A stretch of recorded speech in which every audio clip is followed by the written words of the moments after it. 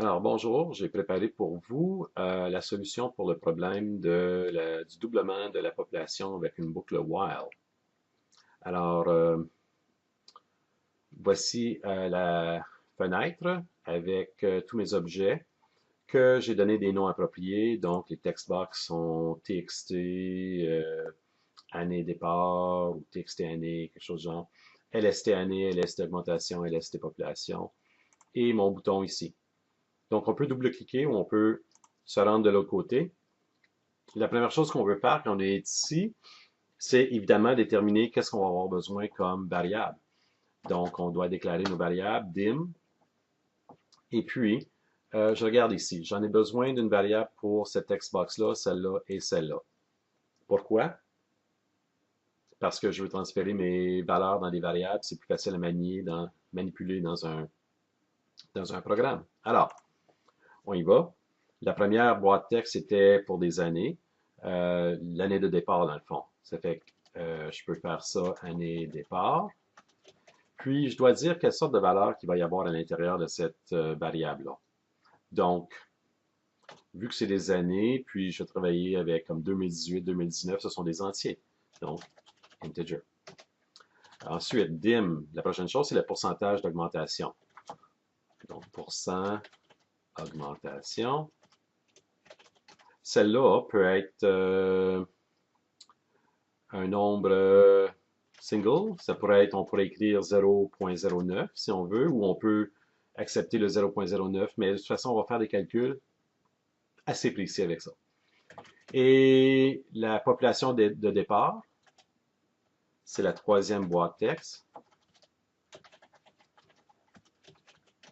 Et celle-là va être pas mal, ça va être pas mal un grand nombre.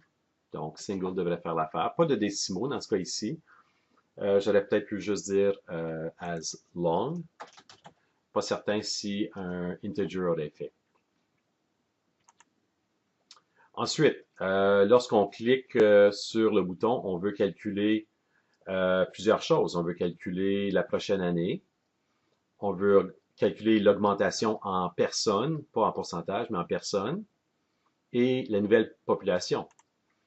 Alors, je vais me déclarer des variables de sortie maintenant. Donc, dim. Année courante. As integer. Dim. Augmentation personne ou augmentation population as long. On peut avoir beaucoup de personnes en augmentation. Je vais juste garder le même format. Ici, je vais mettre une lettre minuscule pour commencer ma variable. Ça n'a pas d'importance vraiment, en autant que je garde la même chose. Dim, ensuite, population courante. OK? Et, bon, c'est pas un accident que j'ai choisi des noms beaucoup plus longs. Puis vous allez voir comment est-ce que ça va aider dans l'écriture de mes formules, puis la compréhension de mon programme. Alors, j'ai écrit les 6 variables ici que je pense qui seraient utiles pendant l'exécution de mon programme. Peut-être que je vais en avoir besoin d'autres. J'y reviendrai quand bon me semble.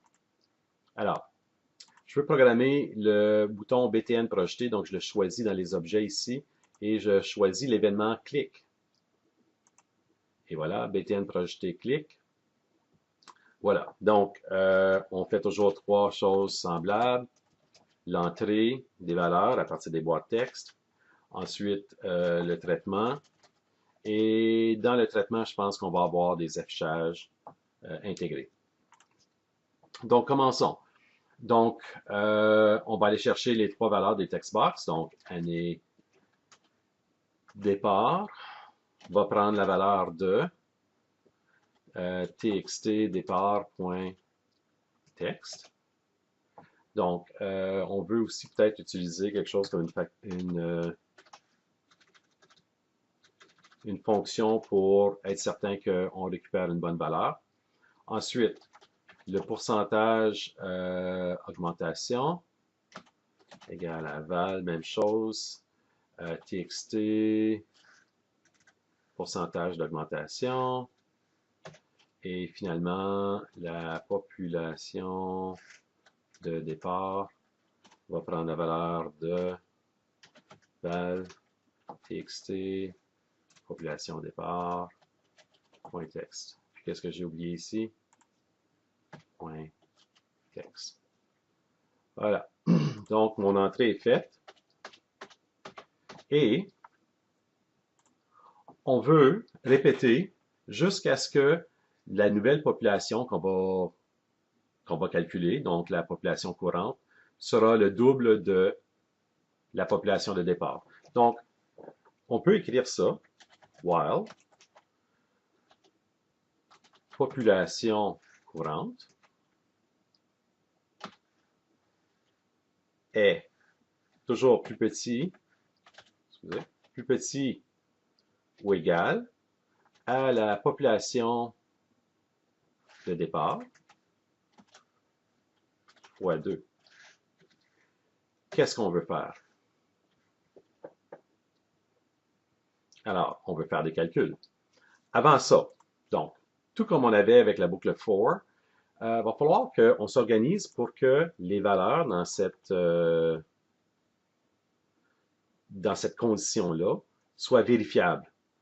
Donc, on doit toujours initialiser nos variables parce qu'on va contrôler la boucle avec ça. Et population de départ, on va la connaître parce que il va y avoir quelque chose qui est placé dedans, juste ici. Donc, c'est vraiment population courante qu'il faut que je fasse. Il faut que je remplisse avec une valeur. Donc, je vais appeler ça initialiser les variables pour contrôler la boucle. Donc, j'ai dit qu'il faut que la population de courante soit égale à quelque chose. Donc, la première année, la population courante, c'est quoi? Ça, c'est avant de rentrer dans la boucle. Je dois commencer avec la population de départ. Population départ. Voilà. Ensuite, est-ce qu'il y a autre chose? Ben, on va commencer avec ça.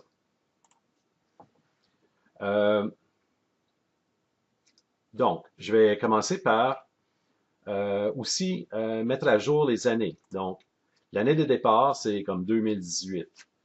L'année courante, ben, on veut, tout comme la population, on veut commencer avec l'année de départ. Voilà, c'est ça l'autre chose que j'oubliais. Donc, on a initialisé nos deux variables avant de rentrer dans la boucle. Après ça, c'est simple. On met à jour nos variables qu'on va vouloir afficher dans les list box, c'est-à-dire faire les calculs. Donc, l'année courante va être égale à l'année courante plus 1. Alors, qu'est-ce que j'ai écrit ici? J'ai une instruction de compteur qui est à l'intérieur d'une boucle. C'est pour ça que je devais initialiser la variable année courante ici. Même chose pour population courante. Pourquoi? Parce que je vais prendre l'année courante plus 1, puis le remettre dans l'année courante pour que la prochaine fois que je passe dans la boucle, l'année courante, c'est vraiment l'année courante. Elle est à date. Elle a été additionnée de 1. Et parce que je la remets dans l'année courante, je retourne. Quand je reviens, c'est la nouvelle année courante que j'ai. Donc, on se souvient que égal à la plus basse priorité, donc il va toujours faire année courante plus 1. Ensuite, il va détruire l'année courante qui était là pour mettre une nouvelle. Ensuite, on peut calculer l'augmentation de population. Donc, l'augmentation de population va être égale à la population courante fois le pourcentage d'augmentation divisé par 100. Alors, pourquoi je divise par 100 si j'entre 9% comme pourcentage d'augmentation? Si j'entre 9 et non 0.09, on veut avoir 0.09, donc on doit le diviser par le 9 par 100 pour l'avoir. Alors ça, j'ai maintenant calculé l'augmentation de la population. Et maintenant, je vais afficher, je vais calculer la population courante. Bien, ça va être égal à la population courante plus la nouvelle augmentation. Et voilà. Et je peux ensuite ajouter dans mes list box l'année courante pour le LST année. Mais pour rendre ça un petit peu plus intéressant, ici, ben, je vais vouloir mettre ça en chaîne de caractères. Donc, convert to string. Wow. De année courante. Bon. Et dans la LST augmentation, point items, items.add. Là, c'est un très grand nombre dans une variable de type long, donc on devrait être correct avec juste convert to string. Et ça, c'est l'augmentation que je vais mettre là. Et maintenant, LST population, point items.add, convert to string de population courante. Voilà. Donc, avant d'aller plus loin et puis dire que calculer le nombre d'années qu'il y avait entre les deux, je peux sauvegarder le tout, exécuter le tout, vérifier est-ce que j'ai des erreurs.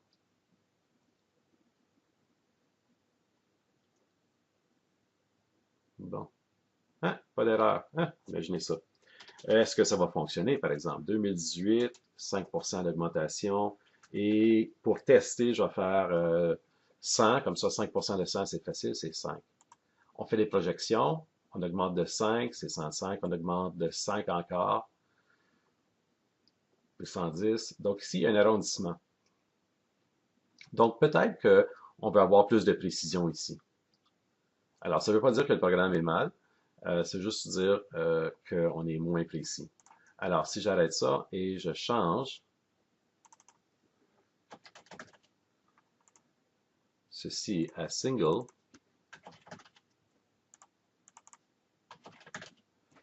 et au lieu de faire convert to string de ma population, je vais faire quelque chose comme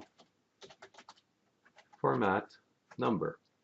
Format number, c'est une fonction qui prend la variable qui a un nombre décimal et ça nous dit combien de décimales qu'on veut après la virgule décimale. Donc moi j'ai dit 1 ici, ou le point décimal. Et puis je vais faire la même chose pour ma population. On va voir si on retrouve des résultats différents parce que là, je travaille avec des nombres singles. Donc il y a des bonnes chances que ça soit plus précis. Les années, on n'est pas très intéressé à voir ça single parce que ça monte par 1, tandis que les autres, ça peut monter. Je sauvegarde, j'ai déjà bien mis dans un endroit certain. Donc, 2018, l'augmentation 5% et la population de départ 5. Et maintenant, je vois un peu des meilleurs résultats, c'est-à-dire que on n'a pas arrondi à 208 le résultat. Donc, tout simplement, on voit un peu plus de précision ici dans nos augmentations et dans notre population finale. Et si on veut calculer le nombre d'années, ben on ferait 2033 moins 2019. Donc, oups, excusez, j'arrête. Et je peux ajouter LST année .items.add convert to string de année courante moins année départ. Et puis dire quelque chose genre durée égale plus.